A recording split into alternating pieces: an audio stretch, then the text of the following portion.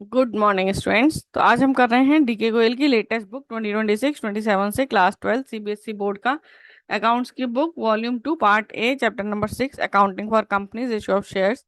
Question number 75। देखो, forfeiture of shares issued at par. Question number 75 simple question है। ठीक है। Narmada limited was registered with an authorized capital of 5 lakh rupees in rupees 10 share, यानी कि 50,000 shares है at the rate rupees 10. Company purchased an asset of for 2 lakh rupees and issued fully paid shares for it, and balance 30,000 was issued to public. The application allotment पे 3 rupees, first call 4 rupees, second call 3 rupees. 343. Govind holding 100 shares failed to pay first call money and his shares were forfeited after the first call. ये important है, first call के बाद ही इसके shares को forfeit किया गया है। गोपाल जिसके पास 200 शेयर्स है उसने सेकंड कॉल पे नहीं किया है और उसके बाद उसके शेयर्स को फॉरफिट किया गया है। तो हम जर्नल एंट्रीज देख लेते हैं। देखो, सबसे पहले हमने एसेट्स बाई किया है, एसेट्स इंक्रीज हो रहे हैं तो हम उसे डेबिट करेंगे। So assets account debit to vendor 2 lakh rupees. So assets purchased. Next entry हमारी वेंडर को जब हम पेमेंट करेंगे तो ये है vendor account debit to share capital. So 20,000 shares at the rate rupees 10 each issued to vendor 2 lakh rupees. इसके बाद देखो application and allotment money receive होगा तो ये है bank account debit to share application and allotment.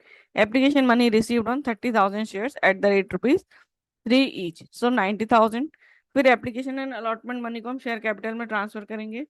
So application and allotment, share application and allotment debit to share capital 90,000, application and allotment transfer to share capital.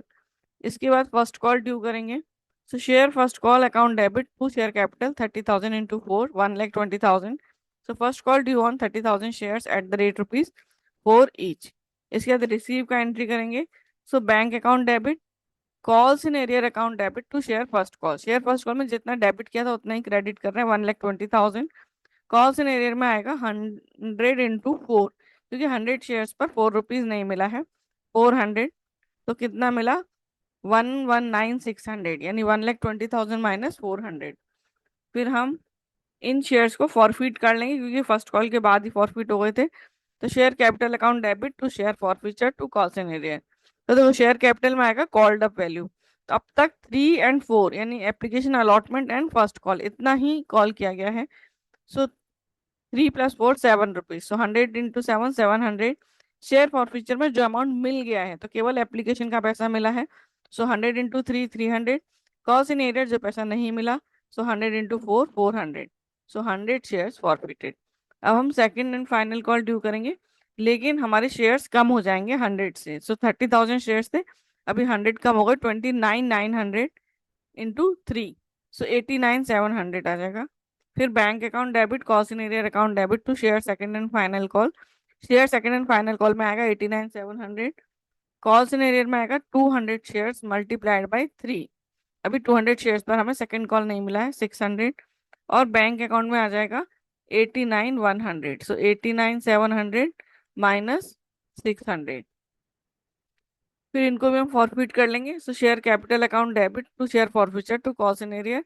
तो share capital में आ जाएगा called up value 200 shares पर 10 rupees, पूरा call कर चुके हैं 2,000। To share forfeiture जो पैसा हमें मिल चुका है, तो हमें मिला है application allotment and first call 3 + 4 7 rupees. So 200 into 7 मिल चुका है 1,400, एंड कॉल्स इन एरियर में 600 जो नहीं मिला है। तो फॉरफीचर में या फॉरफिटेड अमाउंट क्या है? 300 + 1,400